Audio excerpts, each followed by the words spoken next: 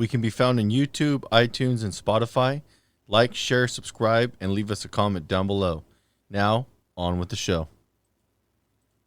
Okay. We'll do it live. Okay. Fucking thing. No. We'll do it live. Fuck it. Death Holler is a horror cast created by two true horror fans to bring to the table your favorite horror films. Topics include, but are not limited to, historical horror, gore, the occult, and terror. Listener discretion is advised.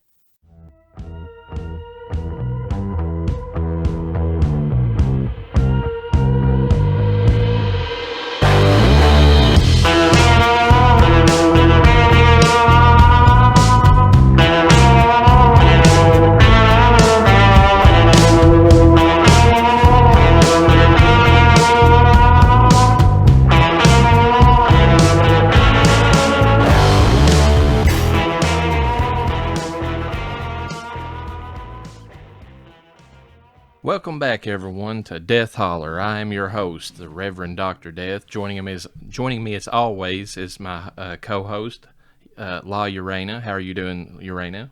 I'm doing pretty good. Excited to be back. This week, we are bringing you part 2 of our Krampus discussion. Obviously, we geeked out quite a bit on this one. It is one of our favorite holiday movies. Spoiler alert for our ultimate rating of this movie, but before we get into that, there's a few things that we wanted to go over. First of all, something that my co-host had pointed out to me that I left out of, that I had put in the show notes last time, but had left out of the actual discussion about sleigh bells, is just a quick little note that it's surprisingly, whenever I discussed how the one impressive thing about the movie was the actual costume that they made for Krampus and that, I forgot to leave out the part, or I did leave out the part, and I should have discussed it, about how they went so far as to actually show his genitalia in the movie. So, if that's your thing, that might increase your ratings of this. I don't think it personally added much to the movie, but hey, it's got Krampus junk in it, so there you go. Just one little extra thing about sleigh bells for you. You know what? For the ladies out there, they might want to see a Krampus crank, you know? They might. I personally do not. Hannah Wagner did not seem like she enjoyed it very much whenever she tempted Krampus out of his hidey hole, so there you go.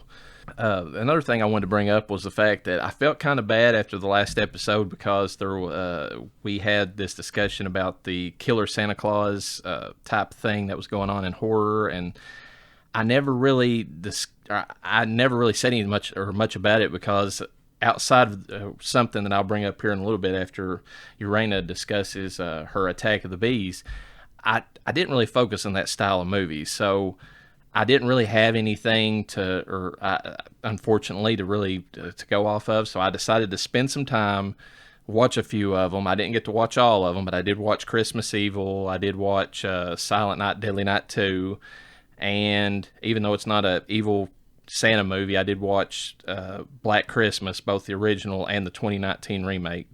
Don't watch the 2019 remake. God help you, please don't watch that. But I do have to say, Christmas Evil is okay. It's goofy enough to where it's enjoyable. It's not really a movie that I would personally go back to and rewatch. I did not watch Silent Night, Deadly Night, the original movie, but I did watch the sequel to it, which kinda, if you know anything about that movie, is kind of a redo of the first movie for like maybe the first quarter or even third of the sequel. You're basically watching the first movie just redone, and then they go into the new movie.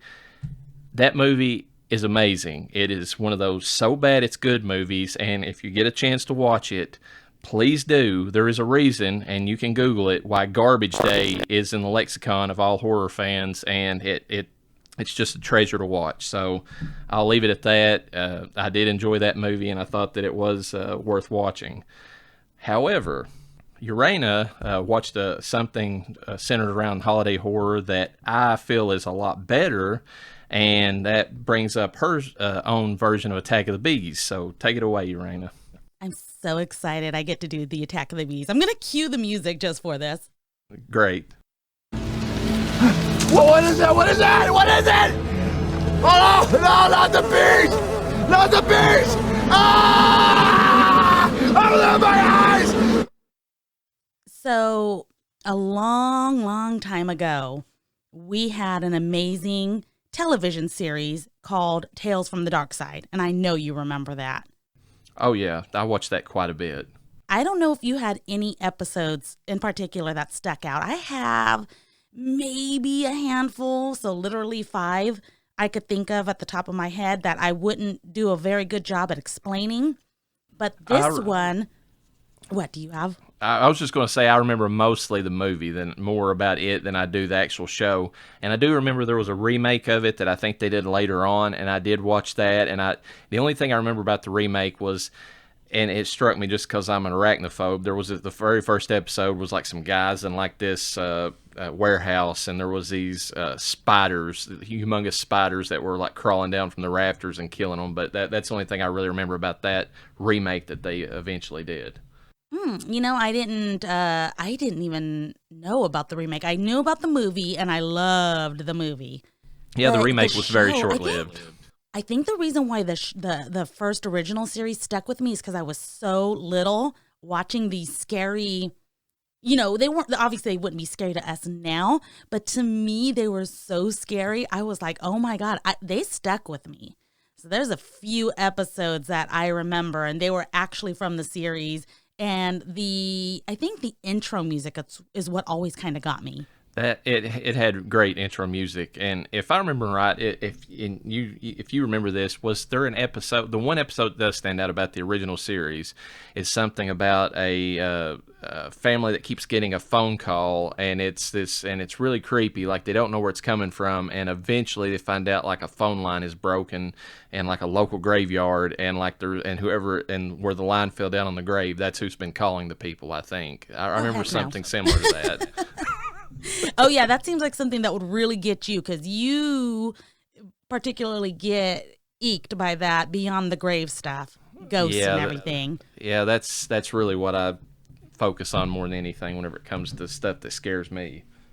Well, the tale that I bring to you today from Tales from the Dark Side is what I consider to be one of kind of like an introduction to Krampus, but this monster that they have in this episode wasn't called Krampus. It was called the Grither. Don't say that. Yeah.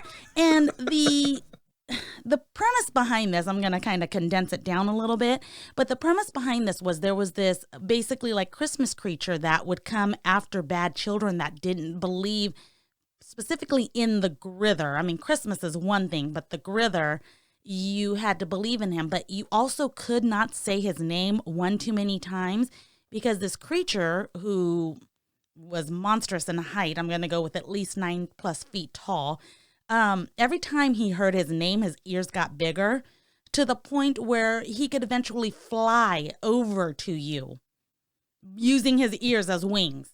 So the parents in the story tell. It sounds so ridiculous. It sounds ridiculous. Oh my God, I loved this so much as a kid, though. I thought it was so great. So in this episode, which by the way was written and directed by Michael McDowell, he's known for some pretty decent shows and movies. You might know Beetlejuice, not only the movie, but the series. I did not know that he was over that as well. Yeah. The Nightmare Before Christmas, obviously. Monsters. Do you remember Monsters, the television series? The television series. I don't remember that. I really my don't. God. I have to introduce you to that. Monsters, the television series, was pretty cheesy, but had some, for kids, 10 and below, I had some pretty decent scares. It wouldn't do anything for my children. They're beyond that. Honestly, when you say that, I think of Little Monsters with Hallie Mandel and Fred Savage. Because that's what I was thinking at first, but I do remember a series called Monsters. So we're going to have to look into that on another season, episode, etc. Because I remember it, and I remember there being a few episodes that scared me, but for the most part, it wasn't very scary. I think it was supposed to be a little bit friendlier. And then he's also known for the movie Thinner. I'm pretty sure he was a writer on that film, obviously we know, written by Stephen King. Right.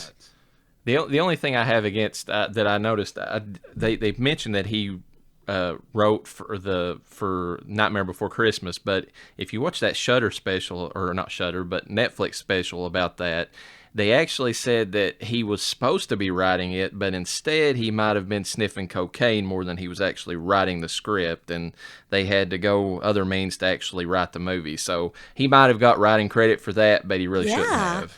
Maybe he's got some credits in it. I mean, were there multiple writers? Because, I mean, in this particular show, there was multiple writers. There's another writer by the name of Michael Bishop, but he doesn't get a lot of credit. I think that if I remember what I was reading about this, because I just read about it real quick before we started recording, that McDowell's actually, this was his directorial debut, I believe, in The Grither. Not too bad then. For what it was back in the day. You got to remember, this was back in 1986. I was 4 years old. So terrifying for a child like myself that was raised on fear. Trust me, in the Catholic household I was in. I don't even know how my parents let me watch this, honestly. But we have, in the cast, we have E.G. Marshall, known as in this episode, as the quotation mark of the father. They didn't really give them names. He is known as Chris. He was Alan's dad. Excuse me, not Chris. He was in Christmas Vacation. He was Alan's dad. You know, the one that reminded Clark that the little lights weren't twinkling. Oh, okay. So that's that actor. We have the mother, played by Margaret Clank. She's kind of known for several soap operas, pretty big ones, but, nothing kind of worth mentioning, at least not on this show. Guy Berdall played Jimbo. This was the little boy in this show, and he moved on to some pretty decent things as well. He went on to play a couple of characters in the TV show Daria. I don't know if you remember that on MTV. I loved Daria. Not scary, but, and then Family Matters, which is scary, but in a different way. Very scary in a different way. Jenna Von Oy, she had a little bit better, she had some better choices she made in her acting career. She played Six in the television show Blossom, which was pretty big in the late 80s, early 90s. Oh, okay. Yeah, I remember watching that quite a bit. She played, she was in Saved by the Bell. She was a character that was on for quite a bit with that show. She was in the Goofy movie, and the Goofy, I don't know, there was some kind of movie afterwards that came out. And in Seventh Heaven. So she did pretty good for herself. She plays one horrified little girl in this movie or this television show, and does a really convincing job, actually. And I don't blame her. Kind of as I briefly mentioned, you have just a standard, Christmas tale, a family at home telling Christmas stories, waiting for their uncle to come over. It's blizzarding outside. I swear it looks like the Krampus movie outside. And children are getting bored, and they're kind of talking about Christmas and what they believe in. And this father basically goes into the story about the Grither. And as I mentioned before, it's this Christmas monster that you better watch out. You better not cry. You better not pout. I'm telling you why, because the Christmas Grither is going to come and rip you limb from limb, is what this one does. Or break your neck. Yeah, break your neck. Yeah.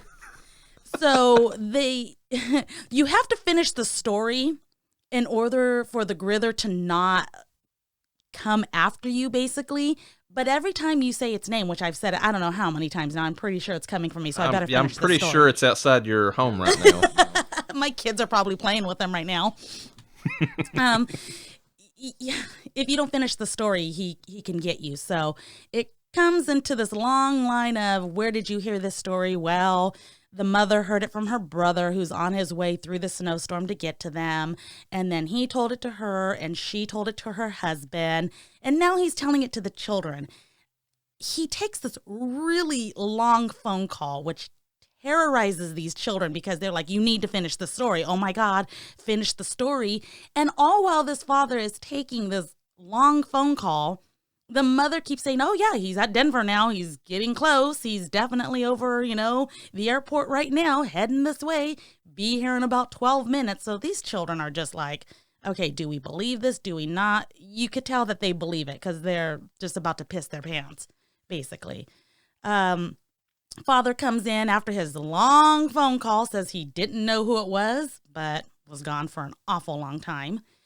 Children try to convince him to tell the story, but then the door just blasts wide open. Snow is coming in. Everyone's getting blown around. And it turns out it's actually their uncle who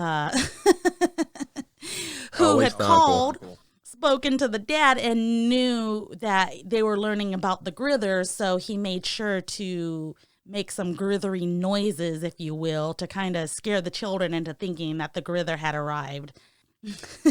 We move on to the uncle going in, and these children have still not heard the end of the story. So the adults are going to go into the kitchen and have adult time. This story has not been finished, and these kids are freaking the fuck out. And the mom finally gets down to their level and says, hey, you look at it, it's just a tale. You don't have to worry about this. You know, here's a little history about it. It's, you know, it's just one of those Christmas tales. You don't have anything to be worried about. And the mom and the dad go to sit down in their chair.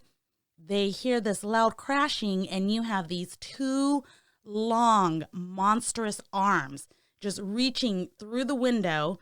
The kids start running for cover. The little girl ends up in some space in between both the parents, and she gets to witness them both get their necks broken, split by the grither. And I don't know. I think that's what they get for not believing. I think that's what we're learning with the grither and Krampus and Santa, is that you better fucking believe, or else. You got to have that Christmas spirit. You're going to get in trouble. You do. Oh, man. So, yeah, a pretty short breakdown of this episode. If I were to rate this on the Nicolas Cage scale, I'm going to give it patent pending Nicolas Cage scale. Okay, well, I'm going to rate this a honeymoon in Vegas. Have you seen that one? I have seen that. Perfect, because it is so cheesy. And there's, like, you know, the twists and the turns that kind of get your blood boiling in this show. But at the end, it's just really, really cheesy. If you were a 4-year-old like I was when I first watched this, and you haven't been introduced to the devil like my children have at a young age, you're going to be terrified. But at the age I'm at now, and I know for its time and what it was, I'm going to, rate it that. It wasn't terrible. I would definitely watch it again, just knowing that the cheese is really in there. So, one last thing I wanted to bring up. This is something I think you and I discussed, not in depth, but we discussed how George A. Romero was one of the creators of Tales from the Dark Side. Yes, he came to Stephen King, I believe is the story, and asked Stephen King if he would be interested in making up. I think this was around the time that right after they'd made Creepshow or something to that effect, and wanted to know if he'd be willing to work with him, and they both collaborated a lot on things during this time. So I'm definitely going to say I'm grateful for that, because I really did enjoy Tales from the Dark Side, cheese and all. It gave me good fears as a little child, things to keep me in line. So I'm not upset with that at all. I've got a question for you, though, and this ties back to my earlier discussion about the crazy Santas. Did you ever watch the Tales from the Crypt episode, another anthology series? This was a few years later, where they had one particular episode called And All Through the House, where they had a crazed Santa Claus break in and basically murder this lady. Did you ever watch that episode? I don't think I did, but I guarantee you I have it. And it sounds like I need to watch it. They done it originally in the 1970s movie. Oh my God, I'm lying to you.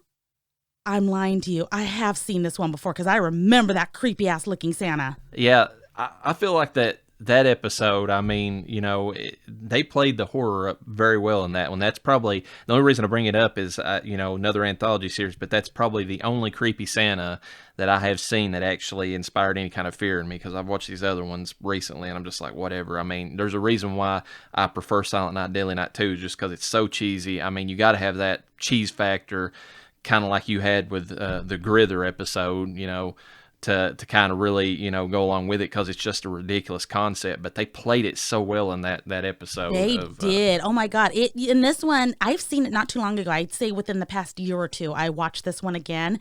And I'm going to be honest with you, it holds up pretty well. That's awesome. Great to hear. All right. So shall we move on to part 2? I think it's about time. All right.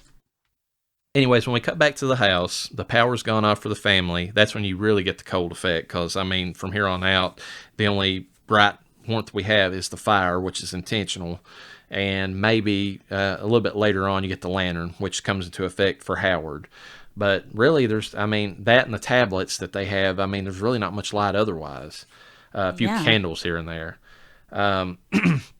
Seeing that the fact that Beth is gone, she's been gone for a while, Tom and Howard decide that they have to go look for her. She's just been gone too long. It's too cold outside. Shouldn't let her out in the first place. We've already discussed this. It's kind of stupid that they did, but whatever. So they've got Howard's honking SUV, the one that rumbled the whole entire house. So, of course, that thing's going to go regardless. I think he said... Wait. The Hummer. Didn't they have a name for it? Was it Lucille? Wasn't that the name of it? It was I think something it like was. that. Yeah. Which is... I just think it's funny. He says some kind of line like this thing could drive, to Normandy or something like that. It could cross water. It was so badass or something. So, it's kind of funny. But so they take out the SUV and they're driving down the road. And for some reason, they don't come across, I don't know how this happened. They don't come across the DHL vehicle. They come across a snowplow that's been just. Oh, yeah. And the snowplow, whenever they investigate it, they find out that it's got broken glass, the windshield, and there's nobody inside of it. And Howard, says, well, they probably just got thrown out of it or whatever. And that's when Tom's looking. He's like, no, this glass has been broken from the outside, meaning somebody has broken in through the window, yanked whoever it was driving it out, and they're gone. Which really amps up the creep factor when you think about that, what that really means.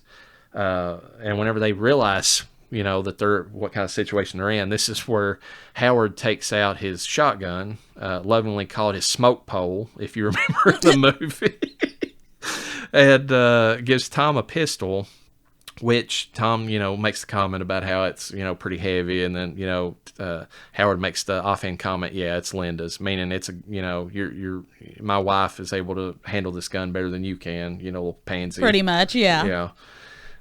And then they investigate they actually make it to the boyfriend's home, and that's where a lot of foreshadowing for what's going to happen later comes in. Because you have the entire house is covered in snow, which it shouldn't be. Just because, the chimney's the only thing busted. So there's really no reason for all that snow to be in there other than the fact that... everything internally is covered in snow. Everything internally is covered in snow. Howard happens to notice that, he sees the gingerbread man pinned to the wall with a knife, which really, is funny considering he's the one that's attacked later in the film by the gingerbread man. Yeah.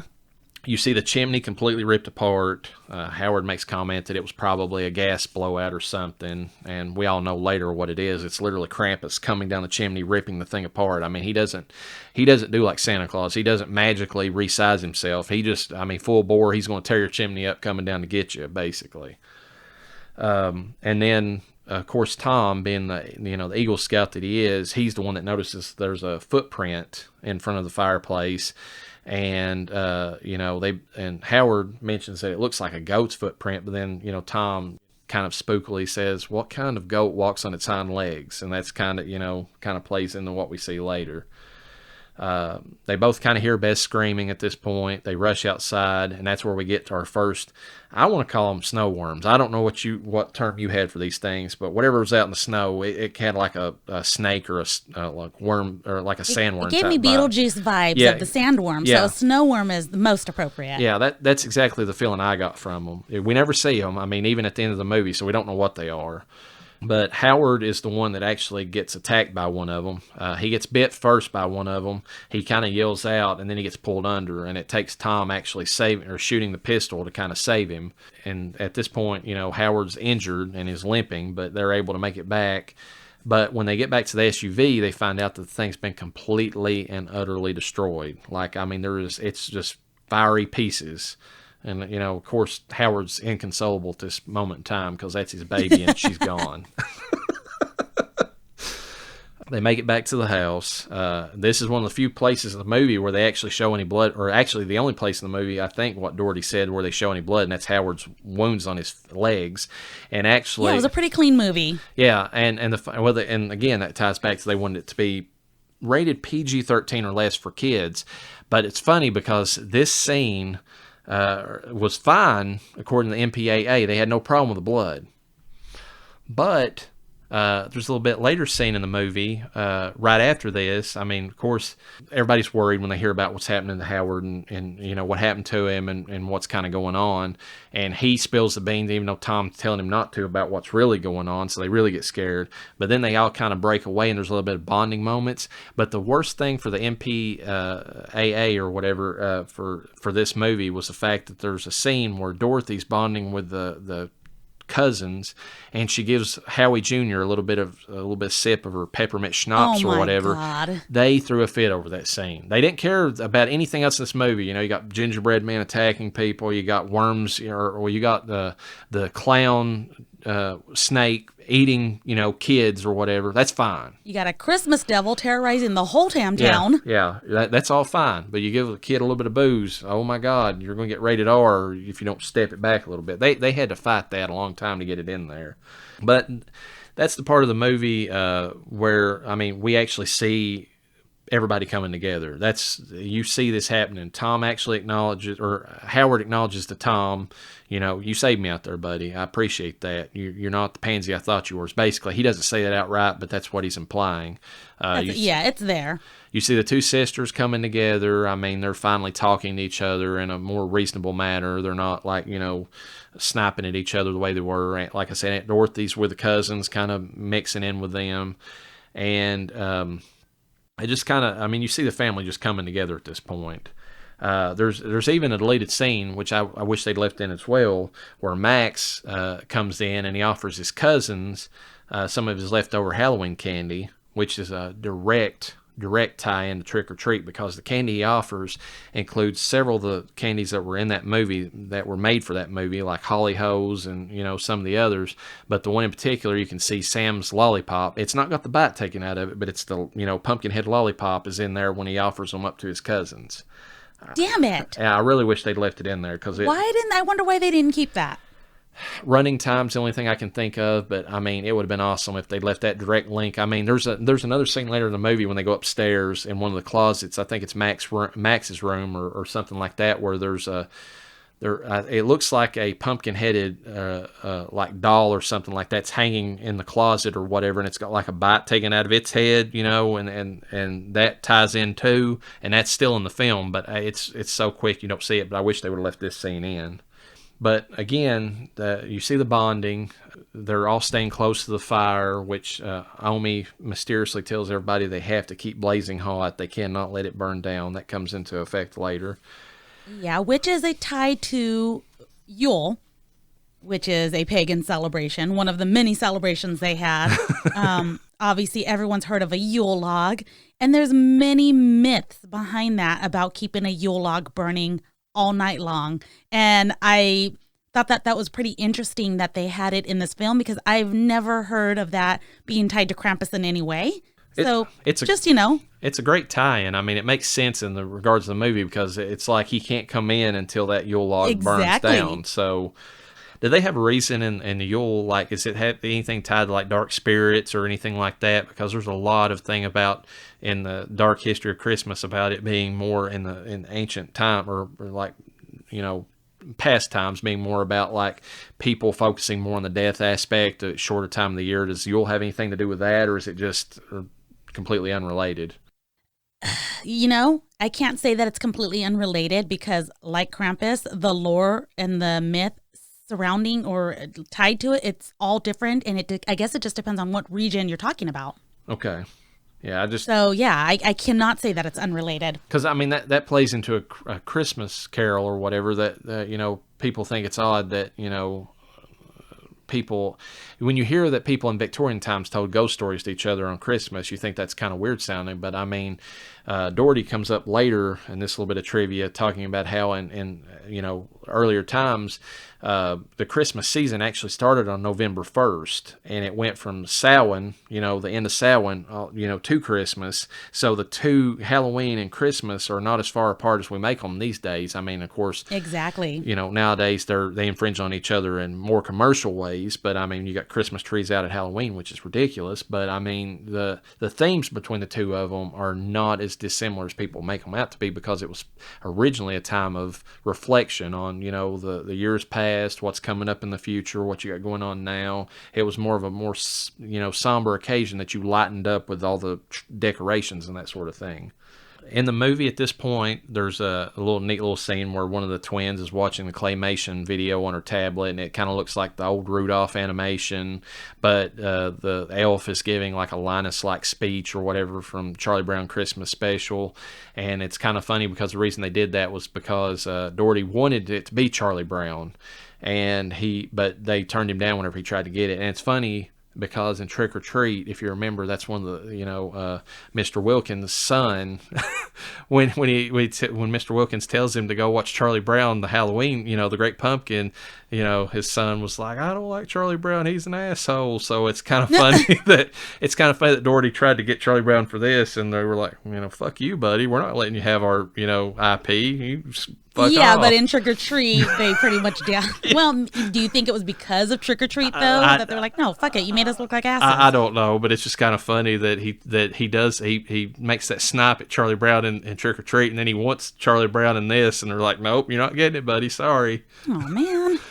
But he said it was good because he said it led to the scene we're about to see where the claymation comes into this movie. He said it's thematically it tied in better to have it more of an old school claymation than to have like Charlie Brown at this point. So I guess it worked out in the long run. It's just kind of funny. And also the writers at this point, they wanted to show the family coming together because they wanted this to be the antithesis of most horror films. Like a lot of horror films, especially zombie films, when shit goes down, people fall apart. That's a zombie movie 101. Like, when the world starts coming down, it's not the zombies that are necessarily the thing that's going to end you. It's the fact that nobody can get along, and we're all going to fall apart, and we're all going to turn on each other.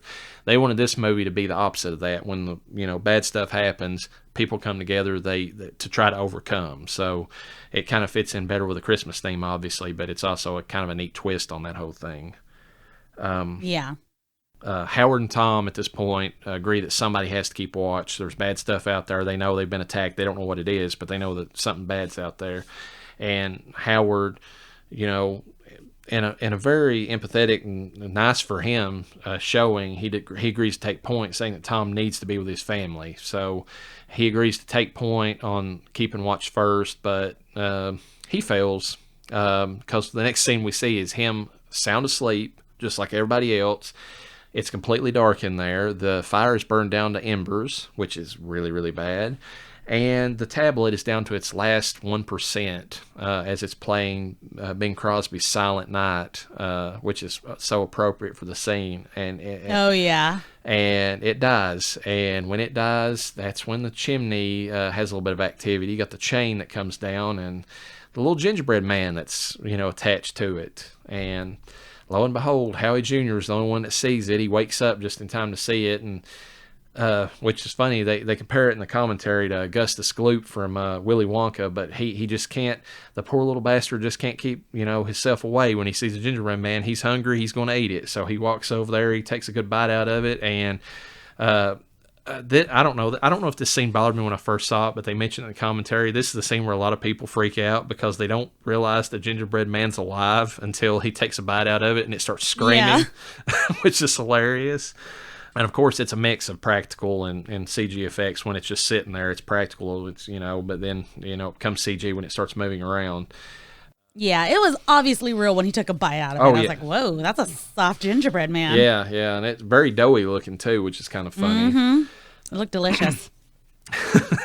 But he pays for that deliciousness. He lives deliciously. If he had just eaten the whole damn thing hella quick like I would have done, he would have been fine. That's all I'm saying. So you're saying if he would have lived very deliciously, he would have made it out of this scene. He poked his toe into living deliciously and got bit for it. So the chains get wrapped around him by the little gingerbread man, and they yank him up the chimney. Everybody's freaking out. There's chaos ensues. Toni Collette's character, Sarah, rushes over to try to grab him, and she almost gets yanked up herself to sheer force of whatever's trying to pull him up through the chimney. I guess it's implied it's Krampus at this point. I don't know. It doesn't really say. I was assuming it was Krampus. That's what I assumed. It doesn't really say in the movie. But anyways. Because none of these things are, I mean, they might be able to come back from being beaten down, but they're not very physically strong. No, there's nothing in the movie that's physically strong. Maybe the worm, the clown, or I mean the clown snake, I guess is what I'll call it. But it's a little bit stronger than some of the others. But even the elves kind of give you this vibe like it takes a bunch of them to take down a human. It's not like one can just take you on one-on-one and survive. It takes a bunch of them. So yeah. She gets almost yanked up the chimney. Everybody else is like freaking out. They're trying to grab her back down. Somebody knocks in the chaos, knocks the Yule log out. It burns the tree up, which I think this kind of reminds me of a harken back to Christmas Vacation too, because you know the scene where Uncle Lewis sets fire to the tree and burns it, or gets burned up. I guess the cat maybe does it, and he gets caught on fire in the aftermath. But it was an ugly tree anyway. Exactly. And this is the moment in time where Omi finally reveals what they're actually dealing with. I mean, she's obviously freaked out at this point, and she lays it on us about how Krampus originally visited her village back in her old home. And I love this scene. It's the claymation that Weta Digital did is just awesome. I mean, it's just got enough, stop motion. It's not really claymation, but stop motion look of it is perfect. I like the little... even at the end where they got Krampus and he gives it's just his shadow and you see the little wink that he gives Omi. Yeah, I loved the scene. I just love the design of it. The way that the villagers, other than her, look like almost puppets or something that don't really move very much. They just kind of trundle in to take the bread from her. What really breaks her Christmas spirit is, people are fighting over food. You know what the characters remind me of in this claymation? Because I know exactly what you say when you say claymation. But they remind me of the stop motion characters in the Puffs Kleenex commercials. Yes, they do. They also kind of remind me of Coraline, since I know you're big into that movie. There's something about that reminds me a lot about that movie. So I almost thought for a second, I was like, is this done by the same guy that did Kubo and, Coraline? It would be Leica Films, I think. They're the ones who do, Paranorman, Kubo, and Coraline. Yeah, It gave me that vibe, but I love this scene, and it fits perfectly in the movie because, I mean, not only does it add to the child, appeal or whatever, like they're wanting with this movie. They want kids to see this movie, but it also, I mean, it just plays into that traditional holiday Christmas movie thing. I mean, you're used to seeing that. I mean, Will Ferrell had it in Elf to a degree. You had the claymation Santa Claus, the snowman or whatever in that movie. So, it just fits. And anyway, she details a story about how she met Krampus for the first time. She got the bell, lost everybody involved, and it doesn't really say why he spared her, other than the fact I guess he needed a witness for everybody else to know what would happen if you lost Christmas spirit. I guess that's the vibe that I got from it. She was the cautionary tale, basically. Yeah. And of course, of all people, Howard doesn't believe this one bit. He makes the comment something like, "What next? Is it going to be? Are you going to tell us a story about a rabbit Easter bunny?" Which I don't know. That almost seems like to me this is stretching it, but it's almost like a veiled reference to Ralphie's costume at the end of A Christmas Story. The deranged Easter bunny, outfit. But it also kind of set up for me like, I really want to see Michael Dougherty make a Rabbit Easter Bunny movie. Now that I heard that, I was like, come on, make a holiday movie, horror movie for each season, if you can, Yeah, like why not? I mean, he does such a good job with them. But Howard's done at this point. He's got to protect his flock. He's all the time talking about how you got to be the shepherd or whatever, and he's tired. He's somebody's got to do something, so he decides to try to rush outside. Everybody's trying to hold him back. It's like, this is stupid. What are you going to do? Actually, how are you going to get him back just by yourself? And he even threatens Tom with a shotgun. He admits openly. He's like, I'm starting to like you, Tommy. I really am, which is big for him to admit. But he's like, don't do this. Don't get in my way. I have to do this. I'm basically saying he's too much of a man to bow down and let his kid be taken, by something and not fight, back. And when he gets outside, that's whenever you see more snowman. And this part right here makes me wonder something. The snowman that he sees first looks like a little miniature version of Howie Jr., even down to the dumpy looking face, because let's face it, Howie Jr. is a dumbass. And I just wonder if the other snowmen were more, I mean, they don't really have human-like faces. They're more like, I don't know, frightening in their appearance, but I just wonder if they're supposed to be representations for the other people in the town or the suburbs that were taken, I already. thought that immediately. Look, I think I had only seen a little bit of this film. Ironically, the only part of this film I had seen previously was when we assume the dog dies. And naturally, I was pissed. So my kids were watching this, good, wholesome holiday film. And so I hadn't really seen everything else. So when I first watched this in full a couple days ago, and I saw the snowman, I was like, oh, there's definitely bodies inside of that. Oh, man. Either bodies inside of it, or that represents a body that is accounted for, basically. Yeah, I thought more of the second, but that'd be really creepy if it was like there was actually bodies inside of that. But that would kind of fit too, because that even go back to Trick or Treat, because when the husband finds his wife, she's got the lollipop inserted in her mouth and all that at the beginning, and she's all bloody underneath. I mean, Sam made her into a scarecrow, so that might be what happened. They might, but I mean, the only thing that makes me think otherwise is the fact that Howie has just disappeared, so I don't know that his dead body's inside of that just yet. I kind of feel like he's been dragged off, and that's kind of like an effigy to show that he's gone. You're not getting him back, that sort of thing. So, but in the movie, at this point, that's when they first see the elves as well. You see them off in the distance. They're kind of scampering around, making their little, happy, snide laughing at everybody involved, kind of playing around behind the snowman. And they're creepy, man. They're creepy as hell. Yeah. Tom, I mean, at this point, they do convince Howard to come back in, because, I mean, you got these crazy elves going on. I mean, it's just super cold outside. He even admits earlier that he was out for a few minutes. He's already suffering from frostbite or whatever, so he knows that he can't make it outside for very long if he has to go. So, I mean, they convince him to come back in, and that's whenever they make the plan that yes, they have to do something, but Tom, being the Eagle Scout he is, he's like, let's make a plan first. They said we can't just rush out here. So they decide that they're going to try to make it to the snowplow, and they're going to, once they get inside that, they can maybe make it to like a local civic center or something and kind of regroup and go on from there, which is reasonable if you don't have some kind of frozen hellscape outside like they have and all the other creatures involved. I like how they were like, and do what? Exactly. It's like, what are we going to do when we get there? That's exactly what I was thinking. I was like, oh my God, you never hear someone say exactly what needs to be said in a movie sometimes. Well, and that plays into something here too, because Doherty wanted these characters to seem smarter than what, most horror movie victims, I guess you might want to call them, are.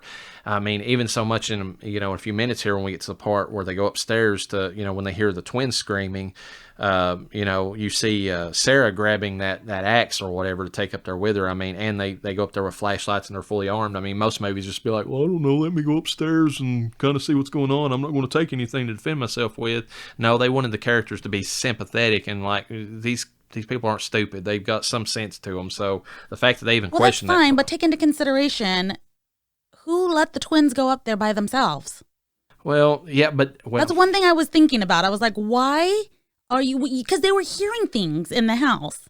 So I was like, why, if you're hearing things, are you letting these kids walk around? You need to have an adult with you at all times. That's my opinion. Well, that's true, but they had also you'd just seen a scene prior to this where Linda, the sister-in-law, had went upstairs and she'd almost, there's very tense scene where she's sitting there and she's got the presents out, which are obviously, some of them are from Krampus, and she thinks she's like, I've got to rewrap these, and she's in freak out mode. That's her only way to cope. She's like, the kids need their presents and all that. She almost unties one of them, letting them loose to begin with. So, and the only thing that saves her is that Sarah comes up and is like, come on, what are you doing? Let's go back downstairs.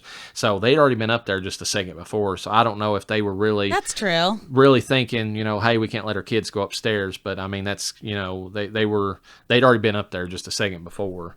But, of course, and I love this, I love the excuse for why the twins go up there. It's such a one-off funny line. They're like, it's like, why, or, I think it's Jordan's like, why do you need my help going upstairs, you big baby? And she's like... And she's like, well, why are you going upstairs anyways? And she's like, I have to. Aunt Dorothy clogged up the toilet. And I'm like, oh my God, that's such a perfect. Shit. Yeah. I'm like, that's so perfect for what's going on here. And so still playing in the humor aspect, obviously. And, they go up there and get attacked. And this is the best part of the movie if you're like kind of a puppet, practical effect geek, because they really go into detail with these monsters. I mean, they are some... They had some creepy ass looking fucking monsters. And they're very creative with these things. I mean, first of all, we see the clown snake, or their clown, as it's like labeled in the end credit scenes. That thing's creepy as hell. You got the jester's mask. It opens up. It's got that, one of those mouths or whatever. It looks like a sandworm type thing anyways. And it's got like, jagged teeth. And that whole thing, kind of like the Predator's got, where it's got like multiple jowls that come apart at the same time. I mean, just creepy as all get out. And then, and you see it swallowing the last of Jordan. I mean, her boots are like going in its gullet right as they come across it. Is it just me, or does this thing get bigger every time it eats something? I think it does, because I mean, it seems like it does grow in size. Like from the moment they see it to like even later, when it does this little clap because it knows the elves are coming to save it or whatever. It's like it just keeps getting, and we know it grows anyways, because the one that attacks Beth is just the size of a jack-in-the-box. It's teeny tiny, yeah. There's also a funny little thing that they added in here. If you look, whenever they first right before they discover the snake, and they see the opened up presents that have been clearly chewed through as they chewed their way out of them, is the fact that one of the gingerbread men is still in its box, but it's been half eaten. And Doherty says that, and one of the other writers admits that was their way of saying that the toys were so hungry that they even ate themselves, cannibalizing themselves to get out of there. So I just think I didn't even think about that. It's hilarious. It's just in a bad way, but it's hilarious. You have all this going on, and of course they chase after the snake, and that's whenever they run into more things like the cherub, which is creepy as hell. You got those creepy doll eyes and and everything. Which, funny thing for Toni Collette, that thing, they had to film that for at least a couple of hours, like it attacking her, and they said that she was such a trooper because every time they would stop and take, her mouth was full of like feathers and this weird goop stuff that they had. Oh my god, that thing was so annoying. Yeah, just flapping in her face, and of course it strings her up with the lights and tries to hang her and all that, and then you got the teddy bear attacking Linda, and you've got the toy robot or whatever that jumps on Tom's back and starts stabbing him. Oh my god, just fucking pin stabbing him. Yeah, that looks so painful. And I mean, that was actually a real device. Of course it didn't, like have any point to it, but I mean, it looked like it was painful just the way they filmed it. And you got all that going on. Then you got Howard downstairs. He's been left downstairs. He's got the bum leg, and he's supposedly going to protect the rest of the people in the house. He asks Rosie to go off and to go and see what's happening in the kitchen. Of course, she just walks off. So he's just, he thinks, okay, well, you're worthless. So that's the bulldog. And then he goes in there, and of course, he gets attacked by the gingerbread man, hinted at earlier in the movie, because he's the one that sees the one that's been attacked at the boyfriend's house. And this scene's kind of hilarious because, I mean, they're goofy as all get out. I mean, they're voiced by, you got Seth Green, you've got Justin Roiland, who's the voice of Rick and Morty, the creator of the show. You got, I think their names are like Clumpy, Dumpy, and something else. I mean, these gingerbread men are ridiculous, but like they attack Howard with a nail gun of all things. Like not only has he got hurt on the one leg, but he gets a couple nails shoved in the other one for good measure, causing him to fall down. And he barely saves himself with that cutting board that he's got or whatever that protects his face, as like the nails, get hammered or, drive into it. And he manages to take a couple out, but it's Rosie that ends up saving him from the last one or whatever, which... Oh, yeah. The only thing that I have... See? She ate it up. She was living deliciously. She was. The only thing I have against that scene is that it was on fire because he had just previously shot a lantern that exploded and burnt and set him on fire. And I don't understand, why the dog didn't get hurt by the fact that it just gulped down a flaming gingerbread man. But, whatever. Movie logic. Dogs can be real special when they are hungry, okay? I'm not saying that my dog has gone after a flaming piece of food or wood, but... I may have experience with this. The funny thing about this scene to me is the fact that, or when hearing about the trivia, especially, for the people upstairs, is the fact that none of the people involved, none of the actors knew what they were going to see from these creatures until they had to film with them, because Doherty kept them under lock and key until the last minute, hiding their designs from everybody because he wanted. Oh, that's awesome! He wanted the cast to be as, like, what the fuck, surprised. as surprised as everybody else would be when they first saw it. He said, that cherub bird was the one that got me the most. Yeah, well, anybody who's got a thing where they're like freaked out by creepy dolls, is going to have problems with that thing. It's just designed to give you nightmares. It's nuts. I think they said something about they went to several consignment shops and pieced it together from like different stores, so it's even like a Frankenstein's monster of a cherub doll, so it's even worse. But yeah, he wanted this to be kind of like how Ridley Scott did in Alien, where nobody on the set knew about what the face hugger looked like until it burst forth from the chest for the very first time. He wanted their reactions to be as authentic when they saw these things as what their characters would be. I just thought that was cool. Yeah. A little bit of trivia too. That clown snake or whatever, Der Clown, took 3 people to puppet. There was like 2 women who did who did the body work for it, and then there was one guy that did like the face and the puppetry for that. And it's kind of funny. They said that Good job, guys. they worked very well in tandem to make that thing look like, just nightmare fuel, basically. It was pretty smooth how it was operated. I'm going to give them that. Oh, yeah. It's kind of funny, though, in the trivia, they said that they referred to the 2 women. This is misogynistic, I can't lie, but it's kind of funny they said this. They said they referred to the 2 women collectively as the clown babes.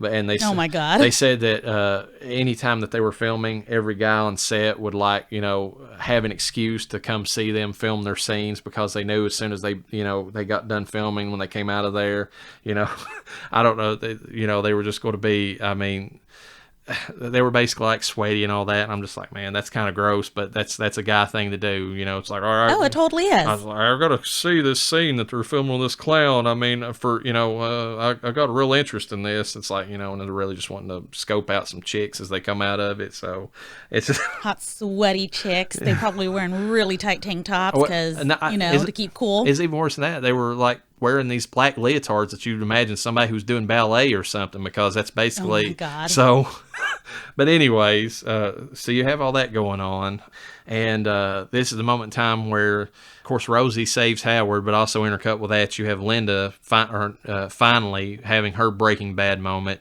She just gets fed up. She's had it. Mama Bear kicks in. She sees that Stevie's still alive, unconscious, and she's got to get to her, and she's got to save, Jordan if possible. So, which is funny, she's being attacked by the bear at the time this is happening, but true Mama Bear comes out, and she grabs the axe that's been flung down. She kills, or in quotation marks, Teddy. She cuts down her sister, and then she goes and and then cuts the robot in half or whatever off of Tom or whatever. So it's she saves the day, at least at this moment in time, so she's got her moment there to shine. Unfortunately, the clown escapes, gets into the air vent system. We do get Stevie back. They take her downstairs and they regroup a little bit. Right before that, though, the robot tries to come back. That's when Sarah actually has her moment too, and she picks up the pistol that Tom had and actually shoots the robot, hopefully putting it down for the count, but it's not, because we'll see in a minute that whenever the snake is still in the system and they're trying to get to it, they have no idea how they're going to get it out of there, but they do know it's trapped because it has no way out. And that's whenever we have Rosie the dog heroically going to the air register to try to find the snake and get Jordan back. And this is when we have a Rut-Row moment, which also ties into the mini curse. Did you know about this? I didn't. You were telling me that the film may have some curses tied to it. Yeah. So apparently the same day, and actually an hour after they filmed this scene with the dog dying in the film, Mike Doherty's actual bulldog Jabba passed away around the same time, like in real life. And yeah, he mentions, he said he almost threw in the towel at that point, because he said he was so, it just hit him so hard, because he said it was rough on scene or on the film to film, of course, Rosie being like that. I mean, it's make-believe and all that, but I mean, people are how they are with animals, and I mean, it still hits you. But he said to find out his real-life dog passed away, I mean, that was rough. But that wasn't the only thing that happened during the filming of this. Apparently, his grandmother died while he was in post-production with the film. One of the other writers' grandmothers passed away while they were filming it, and a bunch of the cast lost their fathers in particular, but also other family members while they were filming the movie. So much so that it was noticeable. I mean, they said they said you get an aging set of cast members, you expect some of that, but they said it was so common that people took notice of it. So kind of an odd thing. We got another little mini curse here going on. So yeah, and a comedy horror film of all films, not a super serious, Yeah, and maybe that's why it wasn't a full-on curse. I don't know, but I mean, it's kind of, we've got 3 for 3 of having a slight curse going on. I mean, between, Charlie the goat, attacking, and, all the stuff that went on with The Exorcist, and now this. I mean, it's kind of odd. But anyways, in the film, Rosie has her moment. I'm like you. I never really got the impression when I first watched it that the dog died. It sounded like it was attacking the clown, but you don't see the dog from then on out. So, and they confirmed in the behind the scenes commentary that she was, I guess, swallowed by the clown. I figured she was swallowed, but so were a couple other kids. And I don't know what it is about that was like, okay, you're swallowed, but are you dead? Well, I don't know. Apparently there's still hope inside of me. I don't know. Well, I got the same feeling because if you look at its body, it was like made out of this fabric stuff that I didn't feel like would kill a person. If you could kill the snake, or the head of it at least, you can maybe cut them back out. That's the impression I got. Maybe that's not what they intended, but that's what I got out of it. But the clown actually falls through the ceiling. And, of course, the people who's... With its fat ass. Oh, yeah, and it's fully fed at this point. I mean, it's looking pretty, massive. Like you said, it looks like it's gained some mass now that it's, had somebody else. It barely fit into the vet. Like, you saw it struggling to get into the vet. Oh, yeah, it was barely squeezed in there. And, of course, everybody who's seeing it now who didn't see it to begin with is freaking out. I mean, who wouldn't? I mean, Howard sees it, and... Well, it's kind of funny because he makes this comment. He's like, honey, you wouldn't believe what I saw. And right before this thing falls, and she's like, Howard, don't even get me started. And when he finally sees it, he's like, oh, shit. And, I just think that's funny because that also plays in what we're talking about. Realistically, it's like, a lot of these people in these movies, they just see this stuff and it's like, okay, now I'm dealing with this. And they never make anybody in real life would make sarcastic comments like, you got to be fucking kidding me. And I think they even say that in this movie at one point in time whenever they see one of these things. You got to be kidding me, The clown is falling down. It's still a threat. Teddy comes back for more. The cherub flies in, I think, attacks Howard, and he drops the shotgun. And, of course, now it's time for Aunt Dorothy to step up and do her thing. She becomes the badass. She gets the shotgun. She's just fed up with this crap, and she completely blows away Teddy. He's gone. When she takes him out, she knocks the cherub out for the count, and she's getting ready to finish the clown when we hear the thunder and the music come in and the elves, and they finally, and that's whenever we know something's up because right as she's getting ready to shoot the clown, it starts clapping like, oh God, here it comes, and in rush the elves, and they bind up Dorothy in chains. They grab poor baby Chrissy, who's been she's been in scenes in the movie, particularly with Dorothy and some stuff, but she's kind of been put off to the side. And now we see that harkens back to the real Krampus myth about actual babies being taken off by this thing, and they wrap them both up and basically along with the I think they're getting ready, or they drag them out, and then the worm, they're getting ready to pull it out too, and Howard's just had enough. He's like, I'm going after him. So he, in defiance, he jumps on the tail end of the snake, and kind of a comically, the way it leaves or whatever, it just, it even makes like some kind of goofy sound to play up the comedy of it. They just get whisked away, and they're gone.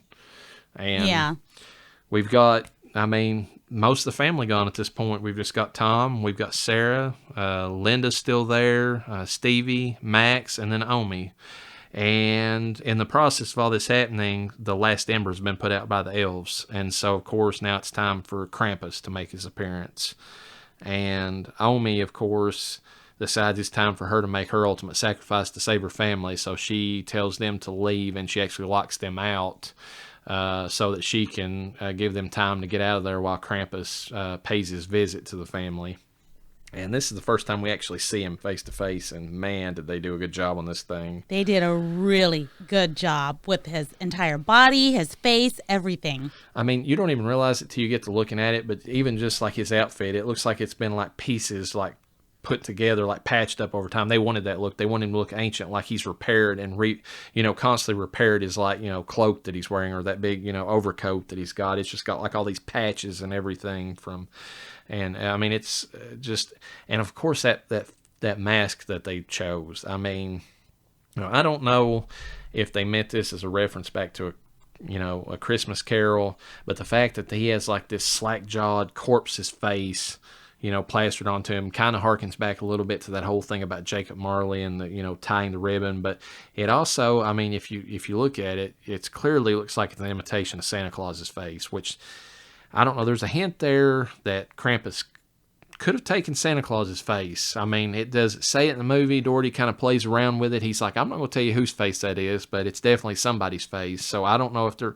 trying to say that he actually got to St. Nick at some point and killed him and took his face, but, there you have it. Gross. They did say that they wanted it for two different reasons, though. They wanted the face to cover up his real face, which is kind of hidden behind it, because you can see his eyes blinking behind this face, because they didn't want it to be, they didn't want to give it a definitive look to Krampus's visual appearance. They want it to be, this is our version, but the real version's hid behind it, and you can make it out however you want to be, however you celebrate. They didn't want us to know that it was Black Phillip all grown up. Exactly. Black Phillip is back. Charlie the Goat is back. He's came to gore us all. But they also said they wanted it because, and this is interesting, because they said that Krampus in their version is so jealous of Santa Claus that he wanted to look like the cool kid Santa, so he took somebody's face that looks strikingly like Santa and started imitating him. So it's like he's so obsessed with Santa Claus that he did this. That was creepy. Oh, it's really creepy. Yeah, I mean, but I mean, it fits. I mean, and the fact too, just something that I'm seeing here, like the big lolling tongue that he's got. Like, I mean, it just it's I don't know, that's creepy too. And then he kind of looks like he's going to lick like Omi's face, which is so nasty. And then instead he takes those big long fingers that they've created for him, and he like scoops up one solitary tear, and like he swallows it and kind of chuckles or whatever, because he's finally, he's savoring the, pain that she's experiencing. I don't know, they definitely did a good job with this whole thing. I mean, it's crazy. But we cut from that to outside, and then the rest of the family goes through their various sacrifices. You got Tom. They're all trying to get to the snowplow still, but Tom along the way realizes the snow worms are just too big of a threat. He tries to, keep them at bay, but eventually runs out of ammo, and he just tells them to go on, that they need to make it, and you see him dragged away. Sarah and Linda both get the children inside the snowplow, but they each get yanked away by worms of their own right as soon as they get them inside, and that's where we end the second act. You got Max and Stevie by themselves. They are completely alone now. But they're not alone in the sense that they're not by themselves, because right after this, Stevie is abducted by the elves.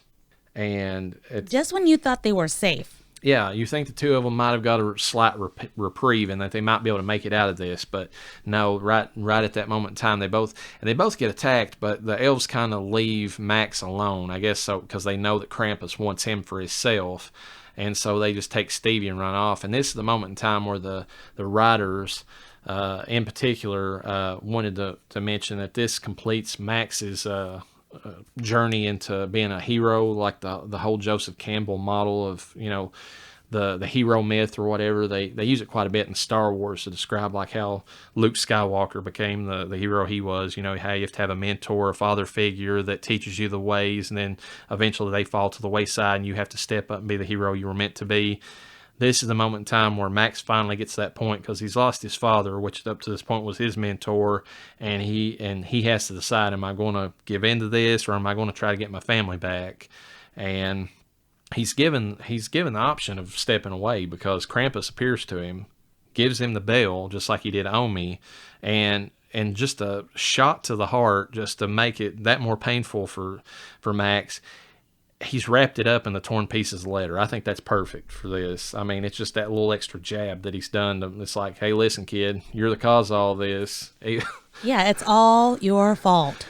And Max realizes when he sees it, I mean, you can just see the guilt in his face and the tears and everything. And Krampus just leaves him. He's like, there you go. It's, you're the cause of this. You're the new witness to what happens. See ya. Your family's gone. But Max, and this makes him a better hero than Omi. Max decides that he's not going to just carry on the rest of his life and deal with this. He's going to actually fight for his family. And like I said, he becomes the hero of the film finally at this point. He doesn't just accept this. He actually tracks down Krampus. There's some kind of weird pagan ritual celebration that Krampus is doing with his elves and some horrible looking reindeer. And I mean, the toys and everything. They're having this big bonfire and they're celebrating as they're getting ready to sacrifice or whatever they're going to do to Stevie.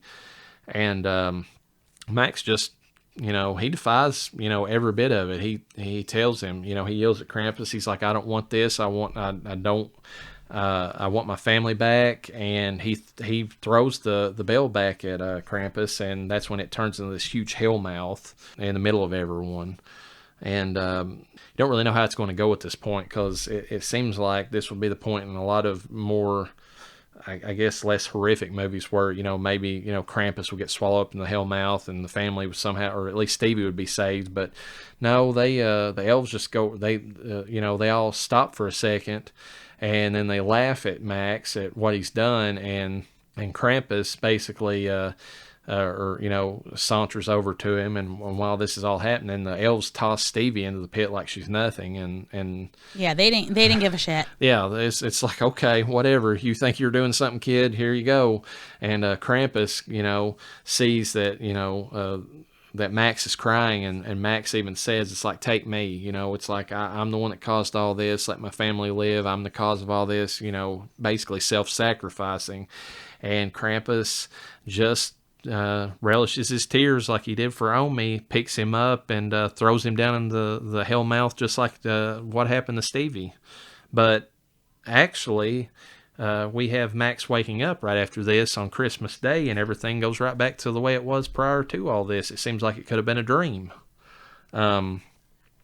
He goes downstairs. His family's celebrating. They're all, cheery. I mean, the color tone is returned back to the warmth that we saw from the beginning of the movie. Everything seemed, maybe it was a dream. He woke up out of the bed, so maybe it, wasn't that big of a deal. But we see that he gets a gift of his own, and it's the Krampus bell. And and it hints that not only he remembers what happened, but everybody in the household remembers what happens, because they all have their little moments where it plays in the background, little things they, like echoes of what they did and things they said, and they all have that look on their face like, oh shit, that really happened, didn't it? And it opens up an interpretation of this movie. I don't know how you feel about this, because some people feel like, and I had this interpretation of this movie originally until I read a little bit more about it, that this basically was, especially with what happens in a minute, where it kind of zooms out and it shows that they're all inside of a snow globe, which is all inside of like Krampus's workshop. I originally thought this meant that this movie, or that this was implied that they were all now in like some kind of Christmas purgatory, that they were all like trapped in like a Christmas hell that they couldn't get out of.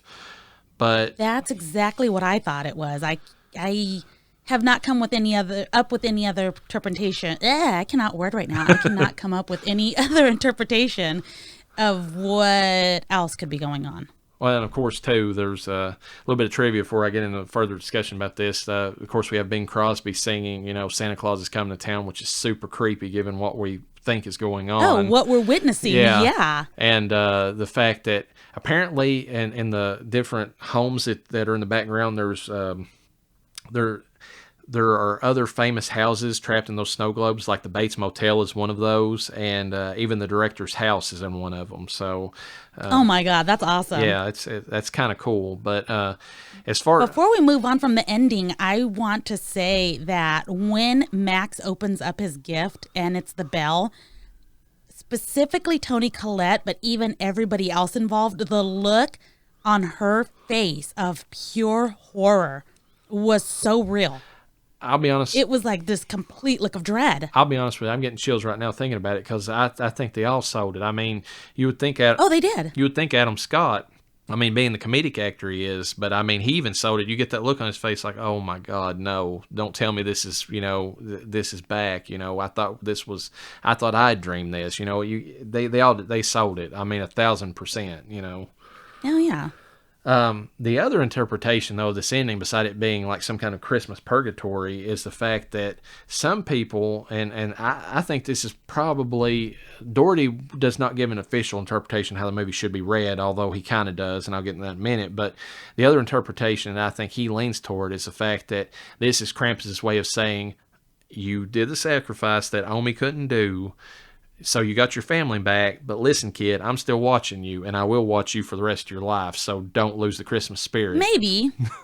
That would be too good of an ending, though. I agree, but there's apparently a prequel comic to this that actually gives that that sides with that interpretation. So, and that prequel comic was, of course, greenlit by Doherty. So, but he did say that he intentionally left this vague because he knew people would view it the two different ways, and he said it really just boils down to how optimistic or pessimistic. He said if you really want to be pessimistic and think that that there's no way that somebody can get their Christmas spirit back and they're going to be trapped in hell for eternity because of it, then sure, read it that way. But he's like, if you want to be more optimistic and say that people can learn their lesson and maybe just they need the reminder that they're not off the hook, then maybe go that way with it. So, I mean, there are a couple of different ways you can read it.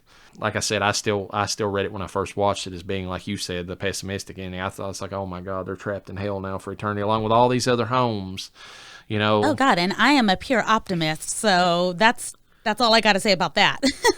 and I'm just wondering too, what about the rest of the people in that neighborhood? I mean, that was always my thought. I was like, were they drugged into this purgatory too because they didn't believe in Christmas either? I mean, like literally Max was the only thing keeping Krampus from destroying everybody in that town. I mean, that's the impression I got, Yeah, they do address it a little bit of so-and-so's out of town because when Toni Collette's character, what's the character's name? Sarah, there we go. Well, they're discussing we're running out of food. There's no electricity. There's no this. There's no that. And they're like, well, what about the neighbors? Oh, well, so-and-so's out of town. So-and-so basically it was kind of like Home Alone where everybody was gone. Well, that is true, yeah. Which could be a tie back to Home Alone. Yeah, but I mean, for the people that were in town, because not everybody was out of town, for the ones that died, what did they do? The lore of Krampus, which I'm not going to say that this ruined the movie because it did not, is that Krampus comes for the ones that are specifically being naughty. So every single person left in this town was being naughty? I got the impression they were because, I mean, especially if you go back to what I was saying about the paintings, even the Santa Claus, the mall Santa, was so degenerate in this town that he was out, eyeballing an underage and girl. There was the beginning scene, so I guess that would make sense. Yeah, so I think that literally, even though Max feels all this guilt for what he's done, I mean, how can you feel guilt for the fact that you were literally the only person keeping Krampus at bay anyways? I mean, he was the hero before he was the hero, basically, so... Yeah, okay, I'll allow it. A bit of additional trivia about the movie. The director read about Krampus when he was a child because he just refused to believe that Christmas was just this, holiday that had no dark underpinnings to it whatsoever, that it was so cheery. And that's whenever he actually found out, going to the local library, all this stuff about Krampus and he's wondering why we didn't have this more in the United States than what they did. Good for you, Mr. Doherty. You brought a whole culture over to the United States. Yeah, and it got brought back up later. What made him think to do the movie was that him and the other writers were watching a series of videos of Krampus festivals in Europe, and he thought back to his youth, and he's like, we need to make this to a movie. Nobody here knows about this. This is just an idea ripe for the picking, So he originally thought for a half second of making an anthology like Trick or Treat, but he decided against that because he said it, and ultimately it played into the idea later about not shit on Christmas, that they really needed to focus on one central family so that you got to know them, you got to know their foibles, the things that made them fall apart, and bring them back together, so it felt like more a traditional Christmas movie. Because if you just did a bunch of little vignettes here and there, you wouldn't have got that feeling. So I think he made the right. Well, I think the overall feel of the film is even if they had made a let's shit on Christmas film, I think the idea is, hey, if you in general are going to shit on Christmas, you better expect to see Krampus in your house. That's true. And not Santa Claus. That is true. So no matter which way he went with it, I like the direction he went with it. Like I do like that he didn't shit on it, directly. So, but even if he had, I think we know that that's not how we should be acting. Well, and that even plays in what I was getting ready to say. They wanted this movie to show that the myth is necessary and a natural balance to the actual what we think of as Christmas, because we think of Christmas as like, be good, you'll get rewarded, and be bad, you'll get a lump of coal. You might not get what you want, but that is what it is. But they said that really Krampus is a necessary part of the Christmas mythology, because you get the punishment to go along with it. If if you're not good, you don't just not get the gift, you actually get a punishment in place of it.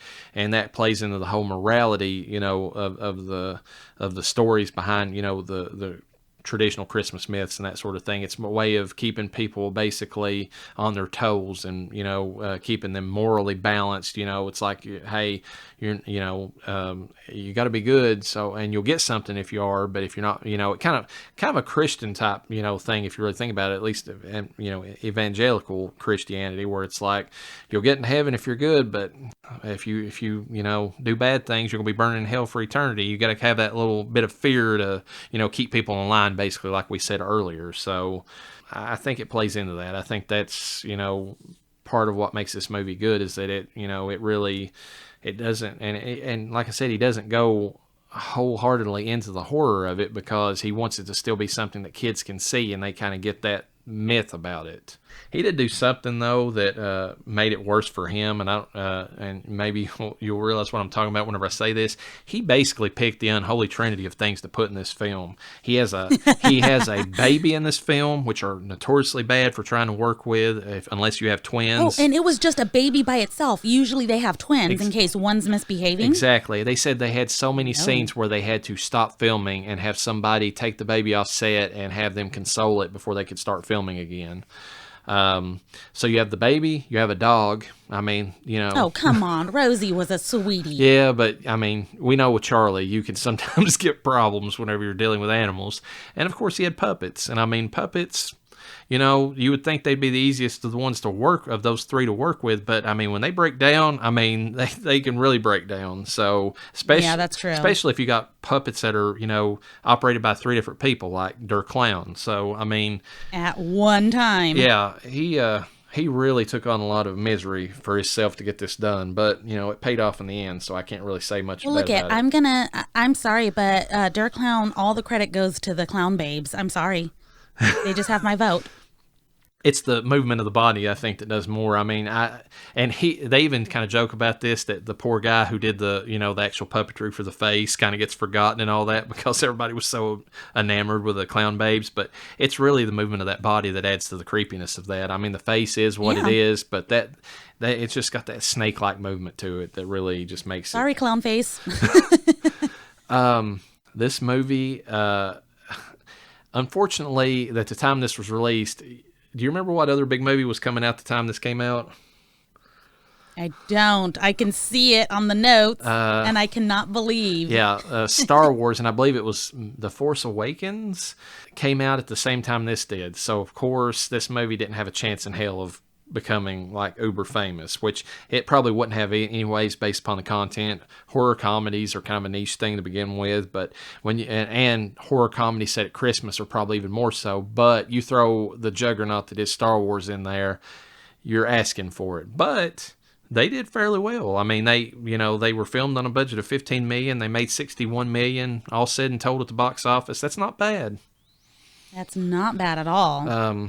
And I mean, and I think over time they'll just get more and more people viewing the movie, because, like I said, it's like Trick or Treat. It's one of those standout movies that it kind of gets a cult following and snowballs the more that people see it. And when you've got holiday movies, people. I know myself, I'm like this. When I find a good holiday movie, it stays on repeat. Every year when it comes that time of the year, I'm watching that movie. So I think that's just going to play more and more into this movie becoming popular over time. Yeah, and the good thing about this too is that it gives you a mix. There's only so many holiday films that are happy and cheery that you're just like, oh, let's play this nonstop.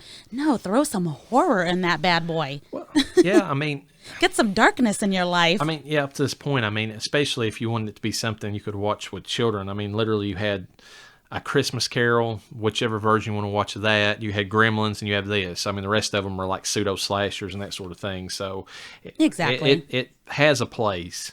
Look at, even if it's just this one film, it adds something good to the mix. Exactly, and I can't say enough good. I love the comedy in this movie. I love the horror elements. Like I said, I think they pulled punches with it, but intentionally. I mean, if you take those scenes where Beth first ventures outside, if you would have kept that movie at that tone and that kind of creepiness, this thing would have been a total 5 on our horror scale. It would have been a Beetlejuice for sure. But they pulled it back, and I'm going to get to my rating of it. I think it's a 3, but I think it's an intentional 3. And now on our scale, we have Casper, which is a 1, friendly, not very scary.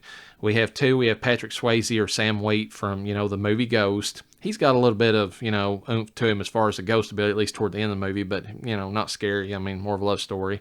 You've got 3, which is Bruce Willis or Dr. Malcolm Crowe. I mean, the poor bastard worked while he was dead. That's pretty horrifying, so I'll give him a 3 for that. Mrs. Massey from, The Shining, one of the scarier, I mean, we talked about it on the last one, but I mean, that whole scene where she's in there with Danny Torrance, I mean, that's horrific. She's definitely a 4, one of the scariest things. And, of course, Beetlejuice goes for the most, scary she could be. I think this is a solid 3 or a Malcolm Crowe as far as the ghost scale, just because I think they meant it to be that way. I think they wanted it to get just scary enough to where it would, hit you as a horror movie, but then they pulled punches so they could get, keep it still whimsical, keep it still kind of a Christmas movie. I am going to have to agree with you on all of that. Now, there are aspects of this film that, and you mentioned too, that would shoot it up to Beetlejuice, Ghost with the most. I'm going to be a 3 as well. But some of the positives of this film, the cinematography of it, I mean, you mentioned that a little bit, but oh my God, the lighting, how it changes with the tone of the film. Yeah. And it really brings a whole different feel to the movie. Like, it instantly gets cold when you see that blue tone come up. Especially, I'll say this, especially if you watch it from an area like in Appalachia where we're currently going through, some pretty cold times, which I know you don't have out there in California. But whenever you're watching it on a cold day and then the cold kicks in on the movie, you feel that little extra burst of the cold, and it's just like, okay. A little extra chill. Yeah, I need to put on. I'll be honest with you. We feel that out here too. I mean, come on now. Fucking 60 degrees is cold for us, okay? That actually happened the other day here, and it felt like heaven, so I can't say much. It's warm for us. Exactly. It's a whole different world. So cinematography, I think the sound design was good. I think the puppets, how they were made, Weta knocked it out of the park. Really well done. Weta did. Oh, yeah. Because even though they had that silly little giggle to them, they were creepy. They did a really good job. That clown puppet, I mean, if it had been any other straight horror movie, that thing would have, just knocked it up again by itself to a Beetlejuice level, not counting Krampus design. I mean, let's just face it, that Krampus design is off the charts, crazy and great. And, I mean, both of those things. He's almost a scale of his own. Yeah, I mean. Just the Krampus design. Yeah, and if it wasn't for the fact that they made the gingerbread men so goofy to kind of bring it back down, if they didn't make those little things like I said, whenever Howard is grabbed onto the end of their clown and it makes this stupid little goofy noise that flies out the window in this comedic fashion, if they didn't add that stuff in and pull it back, oh man, it would have been, way up there on the horror scale. So yeah, this is one of those films that if you don't have a little chicken child, sorry, I said it. This is a good, scary, cautionary Christmas tale for the children that if they can handle a little horror in their life, they're going to like this film. Adults alike will like this film. I think it has a great amount of fear in it, nice scare tactics in it, a little bit of cheese, but the cheese that they have in this film is not overdone. I don't know how they pulled it off in this film, because usually stuff like that irks me. I don't really like horror comedy too much. And this film pulled it off really good. So it's also a Bruce Willis for me. Great film. Love the lore of Krampus. They followed it pretty well. they did a pretty good job of just including kind of what he does and how he works. And So, I can't say enough good things about the cast. I mean, you had Toni Collette bringing in the dramatic acting. You had David Koechner and Adam Scott, bringing the comedy, a little bit of thrown in there, a little bit of sass from Conchetta Ferrell. I mean, they knew what they were getting, and when he said they got a Christmas miracle in the cast they got, I couldn't agree more, because this is when you get the older actors in this movie, and I mean MJ himself, he's very charismatic as a child actor, but you get those older actors and actresses in this movie. I mean, they got a great cast. I mean, they were able to play both parts, the horror and the comedy, perfectly well, and I can't tell you how much this stands out compared to some of these other, like Sleigh Bells and other movies of that ilk that came out after all this. I mean, it's night and day. I mean, this is just such a superior movie to anything out there with this theme or this, centered around Krampus. So just highly recommended for anybody that wants to watch this. and with that, I say let's wrap up part 2 of Krampus, the Christmas Devil. Catch us next time when the Horror Hillbilly and the Horror Hispanic discuss the classic film Rosemary's Baby. It is a new year, and we're expecting a little bundle of joy. So with that, LlaReyna, peace be with you. And with your spirit.